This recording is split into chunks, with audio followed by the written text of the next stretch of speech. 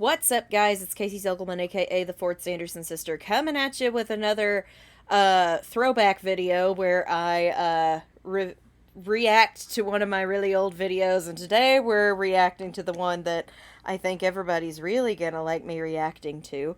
And it's the sequel book announcement from, I believe it was 2017 when it was announced, and then 2018 is when it came out for the 25th anniversary. That's the book I'm talking about is Hocus Pocus and the all-new sequel. What? Which, as everybody on this channel knows, I did not like. At all. Well, that's not true. Not at all. There are parts that I liked. There was a vast majority of stuff that I didn't like. So, I'm gonna watch this old video and react to it and talk along the way, like I've been doing. And then I'm going to get into the nitty-gritty and explain, finally, why I absolutely abhor this book. And if you don't like my opinion, there are zero amok given about that. If you like the book, that's great for you, and I love that for you. I, however, hated it, and I will be talking about that today. So let's watch the review. Apparently, I didn't even do a intro for this one. It just starts. So let's see. What is up, guys? It is Casey Zogelman, aka Bellatrix Rock 16. I'm still Bellatrix Rock 16. With some amazing news from the Hocus Pocus fandom. And I'm not talking about the crappy reboot. That's bad news. Oh my gosh, did anybody remember that whenever they scared us with a Disney Channel remake of Hocus Pocus? Oh my god, that scared the crap out of me. I was at work when that dropped. I felt my blood pressure rising. I was like, I'm not gonna be okay in a couple of minutes. I'm so glad that turned out to be fake. That scared the crap out of me, you guys. It scared me so much. Oh my gosh. Yeah, remember when they gave us that heart attack? This is awesome news that I just found out last night. My friend tagged me in the article on Facebook, and then I did a little digging, and it's true. So, the sequel is confirmed. It's happening. Not as a movie. That's one thing I need to get out of the way right now, is it's not happening as a movie. It is happening as a book. Remember in my Sarah Sanderson theory video how I had said a prequel, a book, something would be helpful? I guess they got that little blurb there.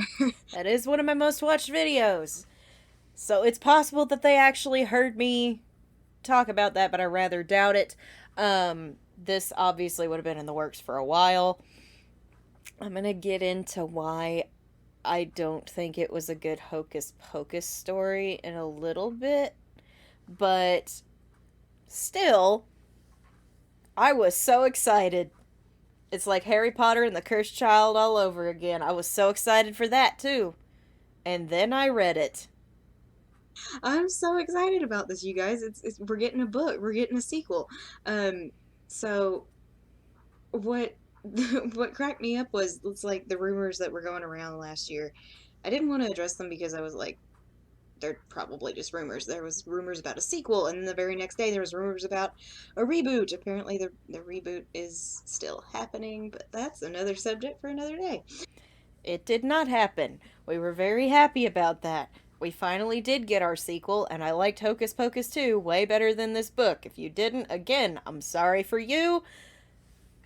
Zero mucks given. So, zero mucks given on that. This is good news. Also, editing Casey not taking out But they were all, pauses like, and the made-for-TV is movie killing stuff. me. And here's the thing.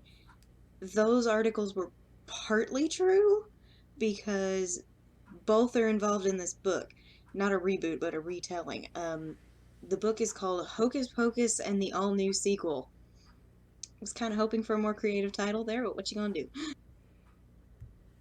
I mean, yeah, if we were doing, like, again, a Harry Potter comparison, Harry Potter and the Sorcerer's Stone, Harry Potter and the Chamber of Secrets, Hocus Pocus, is not an and. It's like, that's why I'm glad they just called Hocus Pocus 2, because then you would have had to come up with a tagline, and it would have sounded weird. Hocus Pocus and the all new sequel sound, that was such a bland title. Like, I have to attack that a little bit. Even when it was coming out, like you just heard me say, I was like, I was hoping for a better title. I really wish it had had a better title, because it was terrible. It was a terrible title. What you gonna do? Nothing. Yeah, just be grateful. That's what we're gonna do. Is we're gonna be grateful. We will not be grateful. We will not be grateful. We will be until we get into part 2 of the book. The retelling was fine. Getting into part 2 of the book, it's like, oh. So it's a part one, part two thing. Part one is what they said is a fresh retelling of the movie of the original Hocus Pocus, and then the second part is takes place 25 years later and is a sequel.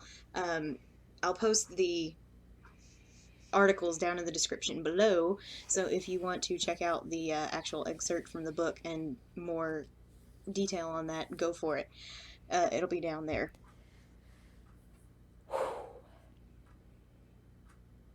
Why did I ever not script stuff? I can do it now because I know what I'm doing. Back then, I had no idea what I was doing. Why I didn't script notes before time, even just a bullet list before time to record. This is painful. This is painful for me to watch because I'm like constantly looking up here or over here. And I mean, I know I do that sometimes, but I'm at least talking while I'm doing that.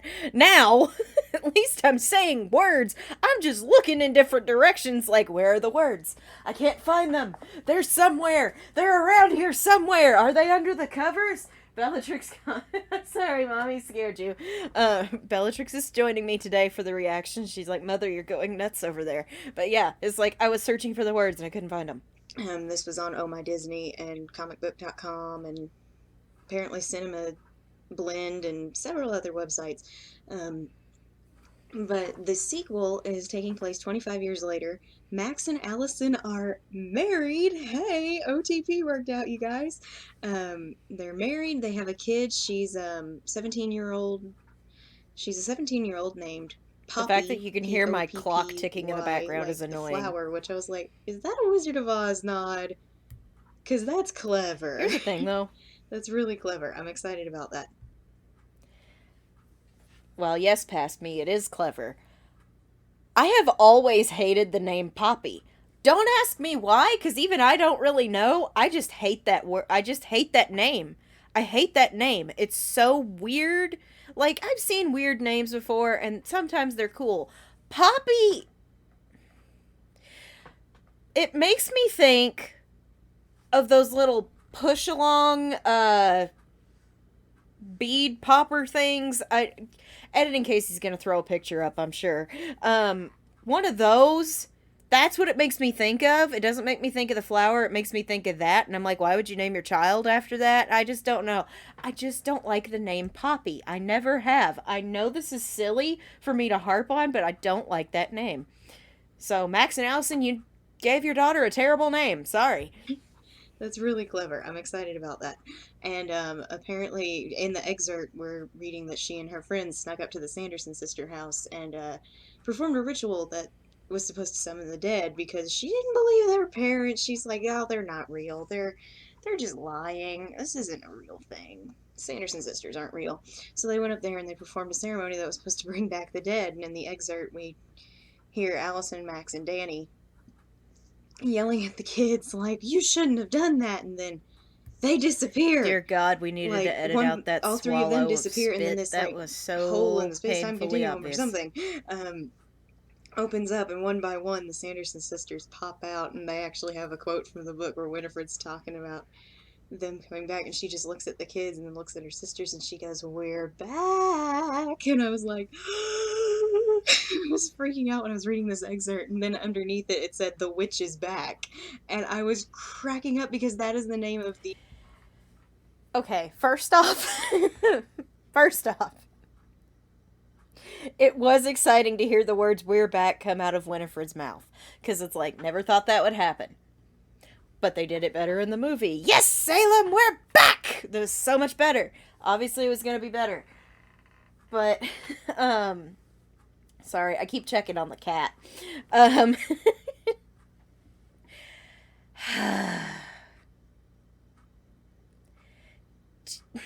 I'm trying to find the words to say this.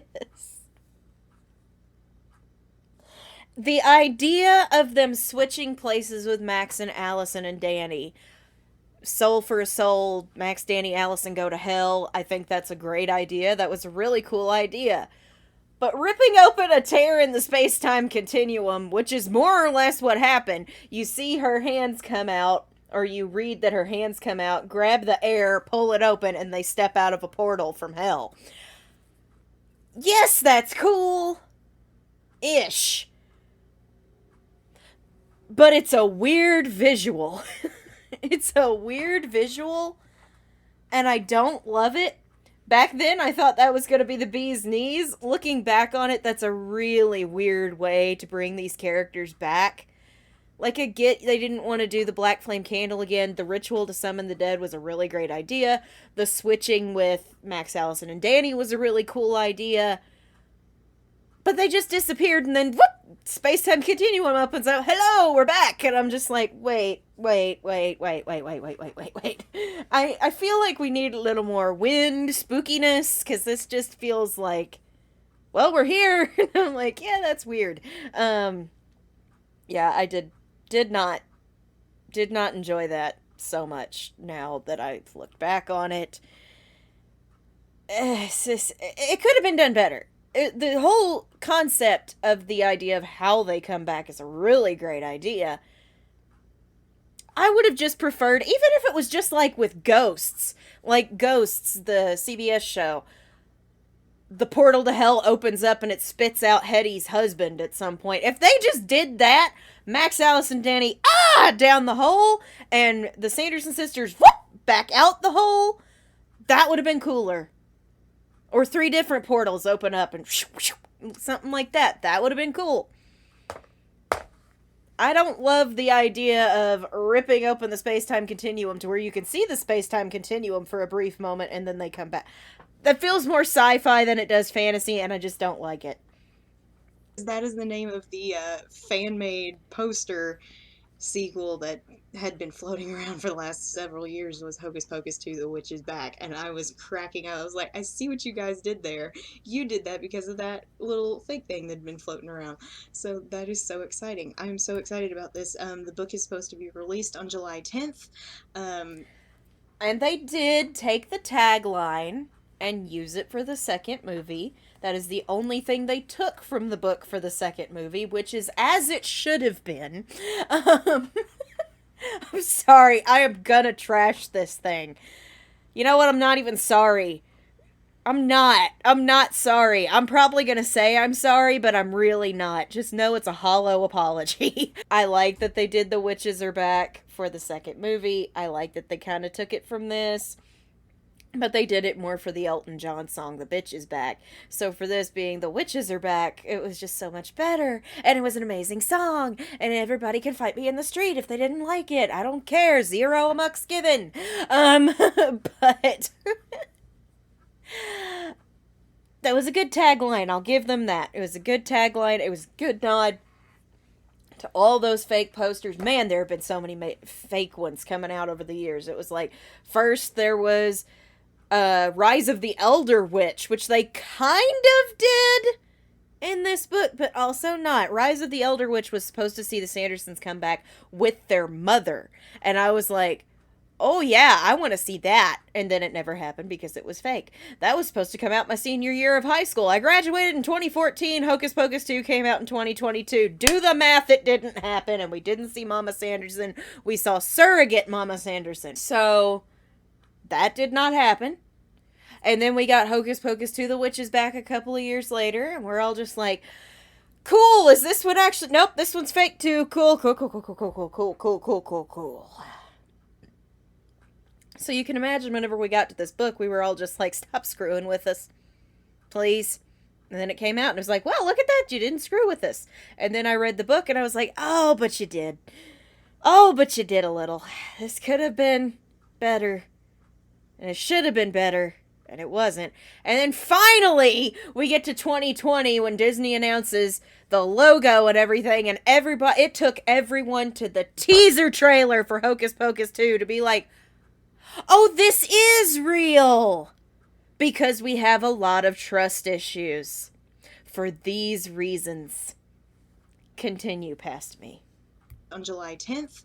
They're already taking pre-orders right now. All I'm seeing is Kindle. I don't have a Kindle, so I haven't done that yet. I'm hoping physical copies are going to follow because I want to be able to like own this physical copy of this book, and I'm so freaking excited. And it's not going to be dumbed down either because in the excerpt they use curse words, and I was like, oh, so you mean this is actually going to be good? You mean this is going to be good? This isn't going to be like for children. This is so exciting. It's not going to be dumbed down. They use curse words. Yeah, that was the only thing they didn't dumb down. That's the only thing they didn't dumb down. I was so excited to own that book, and you know what? I sold it at a yard sale for $2 because that's all I thought it was worth. That's all it was worth in my eyes. It's $2. I really hated it. And a lot of you are probably thinking, oh, well, you hated it because... No, I'm going to get to that. I'm address that. I'm going to address that soon. Just so you know. I have my issues with this book for a reason. But I sold it at a yard sale for $2. Good. This isn't going to be like for children. This is so exciting. I am so excited. No, it's not. My whole life for this. I've been waiting since I was 3. That's a good almost... Yes, you were. And you were disappointed. I mean, how exciting. How exciting is this? Like, this is great. You're going to be waiting a little longer, baby girl. Anniversary, giving us a sequel and a retelling, giving us a book, something we can collect and read over and over and over, and I'm so excited. I think this is going to be a beautiful addition to the fandom. Oh, it's a great idea. I'm so hyped to read it. It's going to be amazing. I hope you guys get a chance to read it. I will probably... And here I go again. I was so hyped to read Harry Potter and the Cursed Child, and the further in I got, I was like, what the heck is this? What is this? What is this? And the further in I got for HP2, well, not HP2, HP in the all-new sequel, the original HP2 for those who are cinema snobs or biblio snobs or whatever. I just kept going, oh my god, why is this not getting better? This is supposed to be getting better. It's just getting worse. Just like, when, at that, I finished Cursed Child. I didn't finish this book. The fact that I finished Harry Potter and the Cursed Flippin' Child and did not finish Hocus Pocus and the all-new sequel, I skimmed it to see what happened at the end, and I was PO'd. I was so... I didn't even finish it, and then I sold it at a yard sale for $2. I hate this book. Moving on. It's going to be amazing. I hope you guys get a chance to read it. I will probably do a book review of it on this channel, and we'll discuss it and all this stuff. Because I am just now doing that book review because I didn't have the heart to talk about it until now. And all this stuff because this is what I've been waiting for. I've been waiting for this for so long. You poor naive little thing. Video on what I think about the made-for-TV reboot. I was angry about it for a very, very long time. I have a little more closure now that we're getting this book and this sequel. I was just like, okay. Thank God the reboot never happened. I'm still not gonna watch it, but I feel a little better about you guys doing it now because you gave us what we wanted. No. I'm gonna throw that out there. That is not carte blanche for Disney to ever do that. Okay? I will take a book. I will take anything. I will take a book. Besides, successful books often become movies. Just saying. But okay. Here's the thing. There is a good thing that came out of this book. And that is the fact that Hocus Pocus 2 happened. Yes, it was not announced until 2 years after the book came out.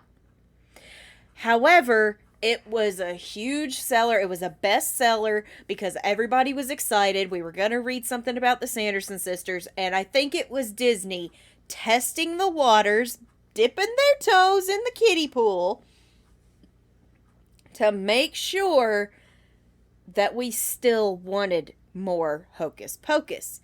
Yes, we did. And then we got Hocus Pocus 2. Yes, it disappointed a lot of people, but did you really really think that a sequel 29 years later was going to live up to the majesty of something made in 1993 when it came out in 2022? And did you really think that they were going to be the same thing, given what is acceptable in this time and what was acceptable back then in form of media? No. If you are slamming it because it felt dumbed down or the characters felt this way or that way, it's been 29 years in between the two films. It was 29 years between the two films. It was gonna be different. I had no issue with the book trying to do something different. It was how they did it that I'm gonna talk about. But yeah, so that's all I got for you guys right now. This is a shorter video. I just wanted to discuss that with you guys because oh my gosh, I'm so excited. We're actually God, getting you a sequel. shouldn't have been. Holy crap, I didn't think this was actually gonna happen ever. So this is exciting. Leave your thoughts in the comment section down below about what you think is going to happen. How do you think Poppy is going to deal with meeting the Sanderson sisters, and how is she going to get her family back? And like I said, I'm going to post the link to the excerpt and the announcement and everything down in the description below, so check those out.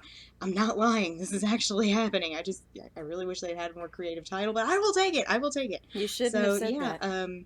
That's all I got for you guys for now. Thanks for watching. Leave a like on the video if you can. If you can. Very helpful to me. And that sounded so sad. And that's all I got for you guys for now. So I will see you later. That was so sad. It was so sad. She was so sad. Can you leave a like on the video? Will you, please? Good Lord. Whew, okay. I gotta get comfortable. I gotta get comfortable. Belle, I'm gonna warn you right now. Mama probably gonna scare you a couple of times during this. Just a heads up. She's cleaning. She don't give a crap what I'm doing. She don't care. So, that video was rough, number one. That was terrible. The audio was horrible. The editing, there was no editing. There was no editing whatsoever. Editing Casey clearly did not start existing for a while. Because, youch. But start your the book. I'm just gonna get into it. I hate that dang book. I hate that book. I really do. I hate it. It's so bad. It's so bad. But it's not all bad. There were some good things in it. The first half, the part 1 retelling, was great. It was great. I was very intrigued by the thought of another Sanderson sister being married not Sanderson sister, Sanderson relative, because we didn't know then. Relative being married, and Winnie and Sarah and Mary all watched, and they were like, oh, I don't like this. I loved that. I loved that idea. That's cool. Because I was like, ooh, it's a cousin. If they had a cousin, there's a faction of the family. There's the good Sandersons and there's the bad Sandersons.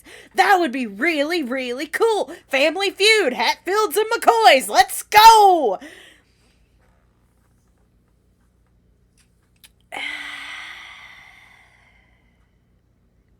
And then we turned into Once Upon a Time.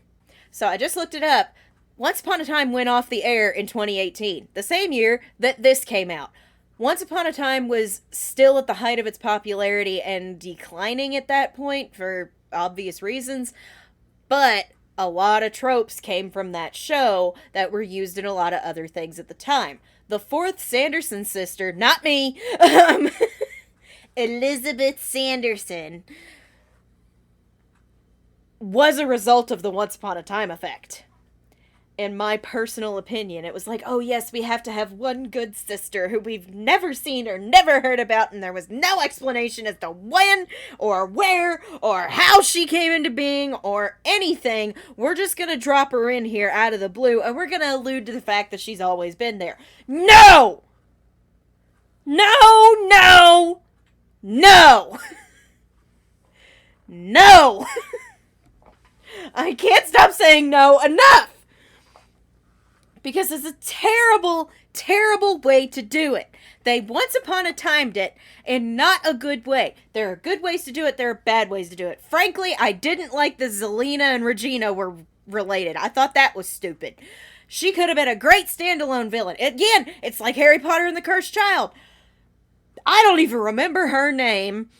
Whoever the main villain was, this is how much I've tried to block this out. She was a compelling villain. I would have loved it if she was just a Voldemort fanatic and she wanted to just, like, do exactly what he did. She thought he was right and all this stuff. And then they were like, oh, by the way, she's Voldemort's kid. What?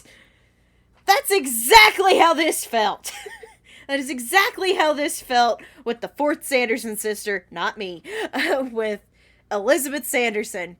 That was so stupid, and it didn't have any place anywhere, and you could have done the story without her. You could have found a way around it. That was just a self-insert character from a fan fiction. I say that from experience.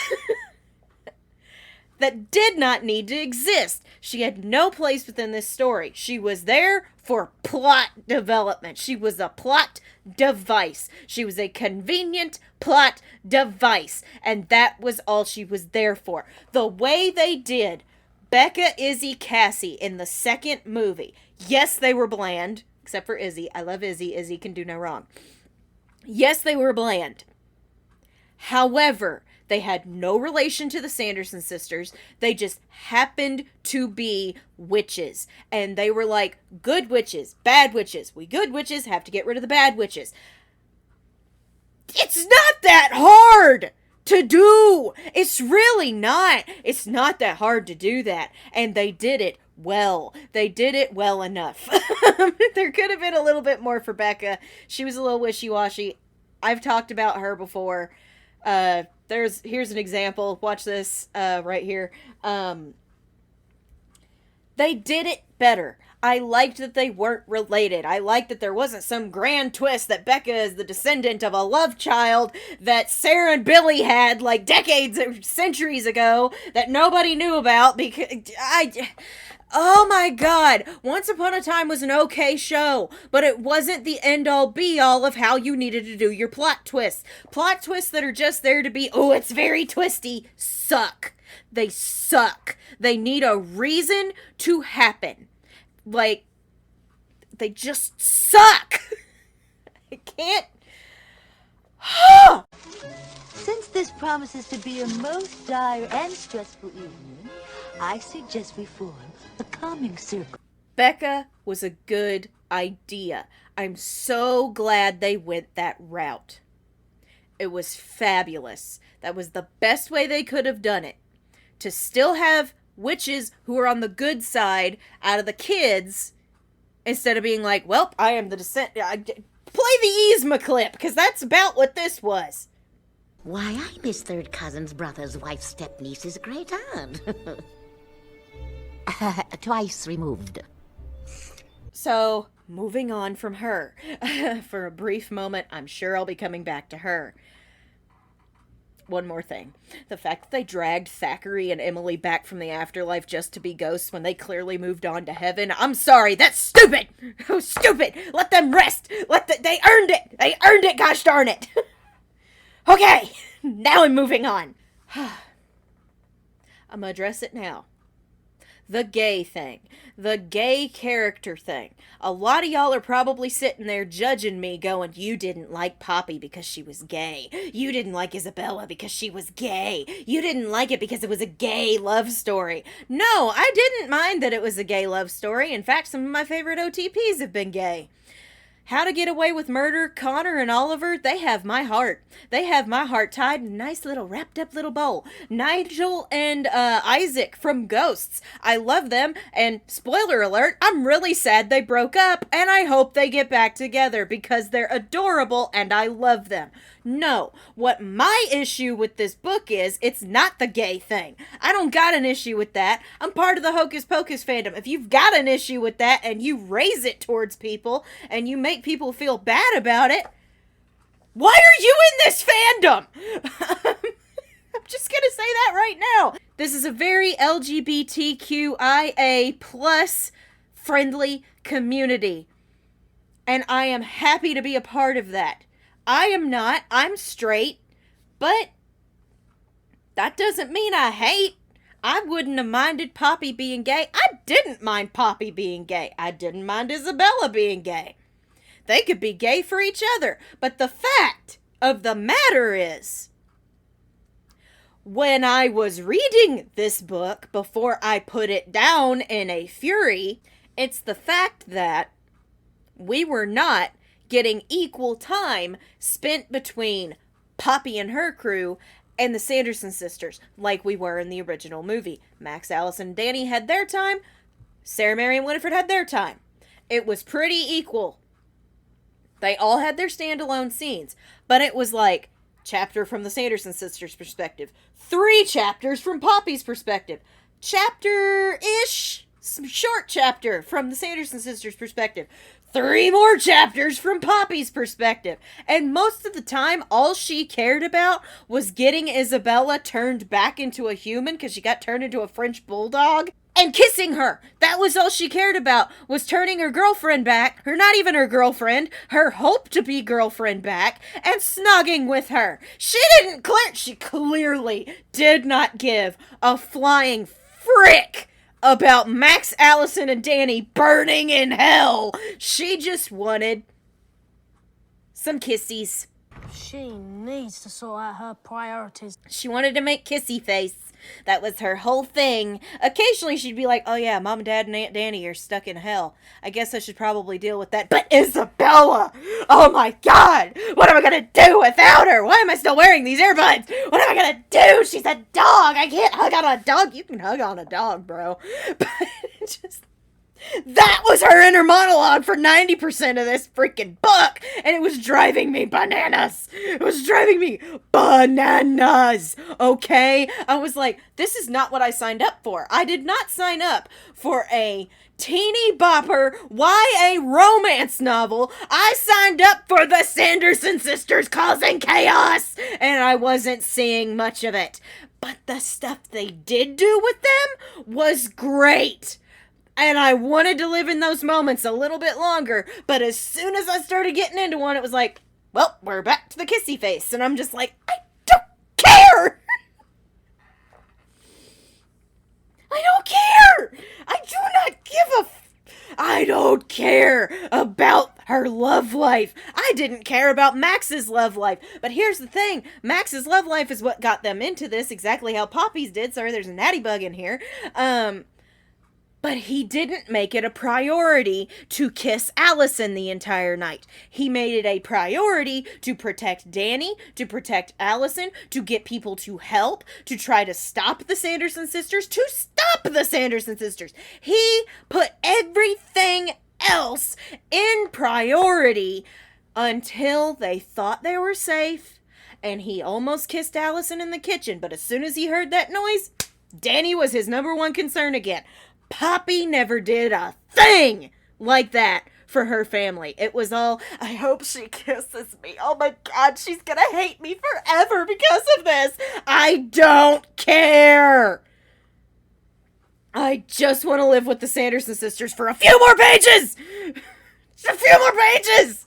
Please. And they wouldn't let me. It was just keep ripping you back to the romance story, and I didn't give a flying flapjack about that. I am calm! So anyway, the good things that they did with the Sanderson sisters. It was hilarious to me that they found an iPhone, and they were using that as the conduit to put everyone in Salem under their power by having Sarah sing over and over and over and over again into the phone for every number in that cell phone. It's hilarious. At one point, she was even looking at Winifred like, I beg of you, give me mercy, just kill me now. I can't sing anymore. My throat is dry. I need something to drink. I'm dying here. That was so funny. That was a good gimmick. I enjoyed the crap out of that. It was hilarious. I loved it. And we didn't spend much time there. And then we also got to see, oh my God, they were giving her flowers. Mary was getting her flowers. She got a solo song. She got some solo time. She was getting her big girl britches on, and she was going to go out there and find the Blood Moonstone herself to show Winifred that she's just as useful as Sarah. She is pretty awesome, and she knows what she's doing. She's a strong, independent woman who don't need no man. And they took us right out of it. She turned around, saw Winifred, and was like, just kidding, and then went right back to doing what she normally does, which is kind of what they did with Sarah in Hocus Pocus 2, which was still good, but I was living for this. I was like, I didn't know I needed a Mary redemption arc. I didn't know I needed this. Yes, let's go back to the teeny bopper romance. That's what I wanted to see. I totally wanted to see that. I totally wanted to see that over Mary getting her flowers. Finally, it's fine. I'm fine. I was not fine. I was not fine. I was very, very angry, and I'm still angry. I have just made my nose run from how much yelling I have done. So, stuff like that was great. It was funny. I wanted to see them scheming and doing this crap with the 21st century electronics. And we still kept getting pulled out of that to go hang out with the kids. Rule of thumb. If you can replace the children in the second movie, but not the villains, in your book as well, you do not spend more time on the kids than you do the villains that couldn't be replaced, because clearly they are the main characters, and you were spending so much time over here on this side quest that I didn't care about that we didn't get to see our girls for most of the book. Are you picking up what I'm putting down? Something else that I really liked and I was really hype about. They brought Mama Sanderson back from the dead. Desdemona, I believe, was her name. It's been a hot minute. I'm sure Editing Casey will pop up the correct name if I got it wrong, but I'm going to call her that for now. Desdemona Sanderson came back. They brought her back to help them take over Salem. And not only that, they started to cause the apocalypse. But I have no idea how, because it took us forever to finally get the Blood Moonstone, and then they kept doing the portal thing with other people. They would replace somebody with a witch from hell and all this stuff, and I was like, oh Lord, they're being smart. Oh my God, this is gonna be amazing. But I didn't get to the climax or anything of that, because by that point I was so frustrated and bored that I had put the book down. So I just skimmed through and looked at the rest of it. I don't even remember the rest of it. At that point, I checked out. I did. I checked out because nothing was keeping me interested. Everything I was interested in was not getting book time. We weren't spending time there. We were spending time on stuff I didn't care about. You didn't make me care about the people who were supposed to be your main characters. I didn't care about them at all. All I wanted to do was spend time with the characters I actually cared about, and I barely got any time to do that. And then you had to keep shoehorning in Elizabeth Sanderson to be this, like, big, brave hero that I'm like, you literally are a plot device and you don't even need to be here. You don't even need to be here. You could have done this story without her. And you could have done so much other stuff. You could have summoned anybody else's ghost. Here is how you fix Elizabeth Sanderson. Remember how I was talking about the Hatfields and the McCoys? That's how you do it. You take sister away and make her the Sanderson cousin, the faction of Sandersons who were the good guys, who were good witches, who were white witches, versus the dark witches, which are the girls that we know and love. Hatfield and McCoy it. And I would have been fine. I would have been fine with it. But you once upon a timed her, and you kept shoehorning her in everywhere where she didn't make sense. because she didn't make sense. She wasn't a good character. She was a plot device. I wanted to spend so much more time with Mommy Sanderson and the other three, and we didn't get that, and it was really, really, really annoying. They had some funny flying gimmicks in this one. Sarah was actually sitting on a Roomba. I'm glad they kept the Roomba joke for the second movie and gave Mary 2 of them so she could Green Goblin around. That was awesome. I think one of them was using a rake at one point. One of them was using a leaf blower. I'm sorry. I think that's hilarious. But you know what? We didn't spend any freaking time on it.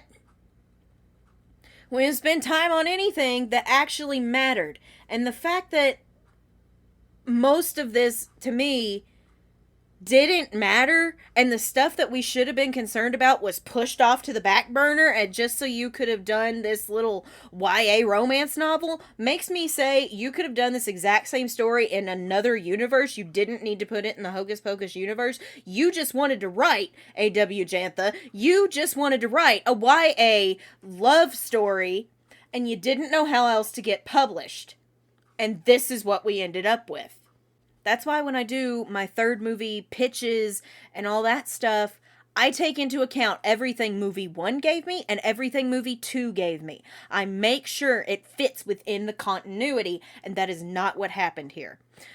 The most continuity we got was Max and Allison are married, they had a kid, Danny's the cool aunt, and the Sanderson sisters are back. Everything else just didn't make sense. It didn't. It could have been so much better. You could have fixed this. This needed more rewrites, and you needed more of a focus group to be like, okay, but where are the Sanderson sisters? A little bit more, because that's what we signed up for. We didn't sign up for Kissy Face, and basically we didn't sign up for Star Wars Attack of the Clones. I don't give a crap about Anakin and Padme making Kissy Face at each other for an hour and a half. I want to see the Battle of Geonosis. Like, it made about as much sense as Voldemort having a kid. So, and the same thing, it's exactly like Until Dawn, the Until Dawn movie. It had nothing to do with Until Dawn. Nothing. They took everything that was good about the game and good about the story and went phew, out the window. So, there you go. I don't know. There you go, guys. I know you have been wanting to know for a very long time what my feelings about this book are. Now you have them. And I'm sure several of you were like, wow, I've never seen her this mad before. Yeah. So, there you go. If for some reason you enjoyed this video, please remember to drop a like and subscribe if you haven't. It's free. It helps me. What helps me helps you guys get more great content like this. Thursday night, I'm back over on Twitch playing more 4th Plays Tamarin. More like 4th Rages at Tamarin. Because, holy crap, this game... We're in the end game. It might be the last episode, but odds are probably not, because I'm going to keep getting killed. So that takes place at 7:45 Central Standard Time, 8:45 Eastern Time over on my Twitch channel. And then Saturday night, we'll be back here with more Sarah Sanderson Plays Pokemon Mystery Dungeon Blue Rescue Team at the usual time, which is 7:45 Central Standard Time, 8:45 p.m. Eastern Time, and it's gonna be a lot of fun. We got our butts kicked in the Magma Cavern while we're going to try to beat Groudon, so we're gonna try that again, but I'm not guaranteeing we're gonna make it, so we'll see what happens, so please join me for that on Saturday night. If you're regular on this channel, please remember to drop a like, share your thoughts on this kind of reaction, but mostly rant video down below. Thank you guys so much for watching. I'm Casey Zogelman, aka the 4th Sanderson Sister, and remember, if you didn't like my opinion on this book, 0 amux given. I'll see you witches and wizards later.